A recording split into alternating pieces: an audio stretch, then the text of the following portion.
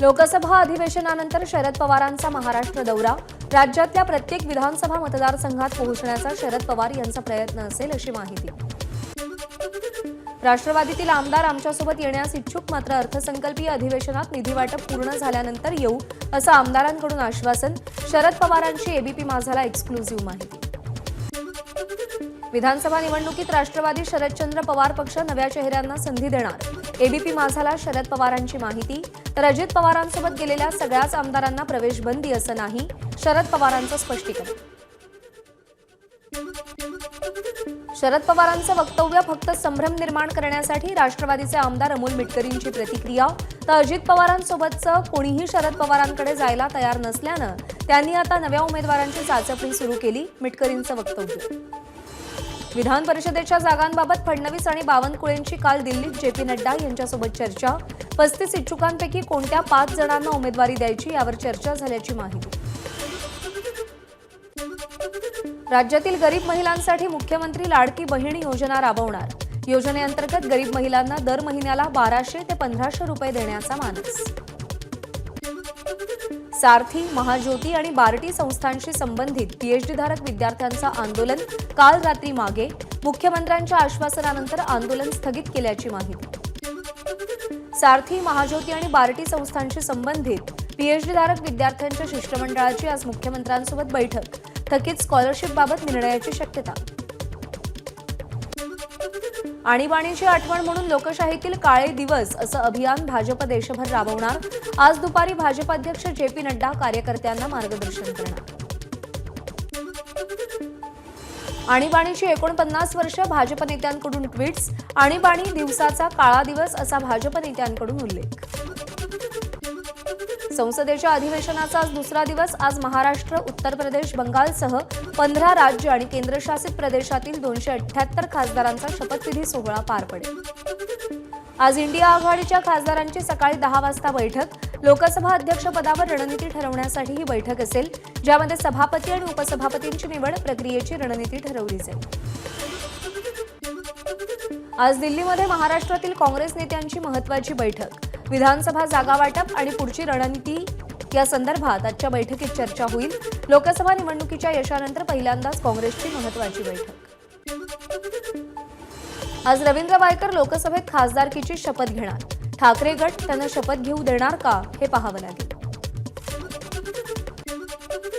देशात सध्या डाळींचा माफक साठा शिल्लक. त्यात पावसानं ओढ दिल्यामुळे नवीन पेरण्या खोळंबल्यानं गव्हासह डाळी महागण्याची शक्यता. बीडीडी चाळींच्या पुनर्विकासाचं काम युद्धपातळीवर. 2 इमारतींचं काम अंतिम टप्प्यात असल्यानं 550 कुटुंबियांना डिसेंबरपर्यंत नव्या घराची चावी मिळणार. राज्यातील सरकारी कर्मचाऱ्यांना 1 मार्चपासून सुधारित पेन्शन लागू होणार. राज्याचे मुख्य सचिव नितीन करीर यांची माहिती. मंत्रालय ते स्वारगेट अशा अटल सेतूमार्गे धावणाऱ्या एसटीच्या शिवनेरी बसला उत्तम प्रतिसाद. प्रवासाचा वेळ वाचत असल्यानं मंत्रालयात काम करणाऱ्यांची शिवनेरीला पसंती.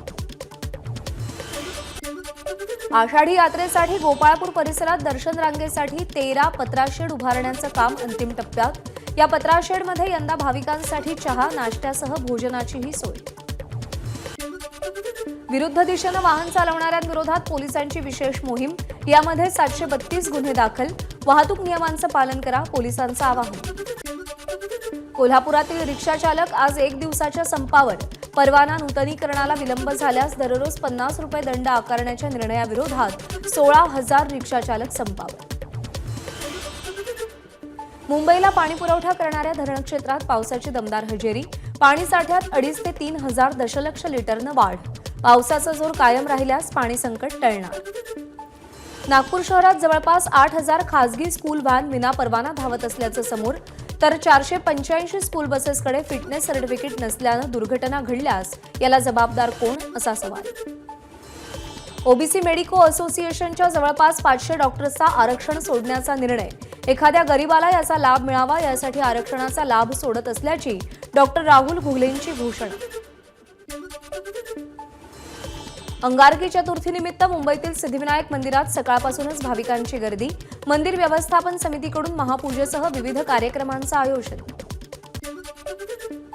अंगारकी चतुर्थीनिमित्त अष्टविनायकांपैकी एक असलेल्या ओझरच्या विघ्नहर्त्यासमोर झेंडूसह आंबे आणि केळीच्या महाप्रसादाची सजावट, सकाळपासून भाविकांची दर्शनासाठी गर्दी. अंगारकी चतुर्थीनिमित्त पुण्यातील श्रीमंत दगडूशेठ मंदिरात भाविकांची मोठी गर्दी. बाप्पाला सोन्याचे दागिने परिधान, गाभाऱ्याला आकर्षक फुलांची आरास. अंगारकीनिमित्त गणपतीपुळ्यात आलेल्या भाविकांना मोफत प्रसादाचं वाटप सुरू, त्यामुळे दर्शनानंतर प्रसाद वाटपाच्या ठिकाणी भाविकांची गर्दी. अंगारकी चतुर्थीनिमित्त बाप्पाचं दर्शन घेतल्यानंतर भाविकांची पावलं समुद्राकडे. मात्र समुद्राला उधाण आल्यामुळे पाण्यात जाऊ नका, एबीपी माझाचं भाविकांना आवाहन. मुख्यमंत्र्यांनी भंडाऱ्यात केलेल्या विकास कामांच्या भूमिपूजनाचं भाजप नेत्यांना आमंत्रण मिळालं नव्हतं, माजी खासदार सुनील मेंढेंची नाराजी. भंडाऱ्यामध्ये मुख्यमंत्र्यांच्या हस्ते झालेल्या विकास कामांच्या भूमिपूजनाचं निमंत्रण नसल्यानं राष्ट्रवादीतही नाराजी. जिल्हाध्यक्षांनी उघडपणे नाराजी व्यक्त केली. पुण्यातील पोर्शे कार अपघातातील अल्पवयीन आरोपीला दिलासा मिळणार का, याबाबत आज हायकोर्टात फैसला. जामीन मिळाल्यानंतरही पोलिसांनी त्याला बेकायदेशीरपणे डांबल्याचा आरोप. फर्ग्युसन रस्त्यावरच्या पबमध्ये अंमली पदार्थांचं सेवन करणाऱ्यांमध्ये अल्पवयीन मुलांचाही समावेश असल्याचा पोलिसांना संशय. मुलांनी एका रात्रीमध्ये 85,000 उधळल्याचंही समोर. पुणे ड्रग्ज प्रकरणातील 8 आरोपींना 29 जूनपर्यंत पोलीस कोठडी, सत्र न्यायालयाचे.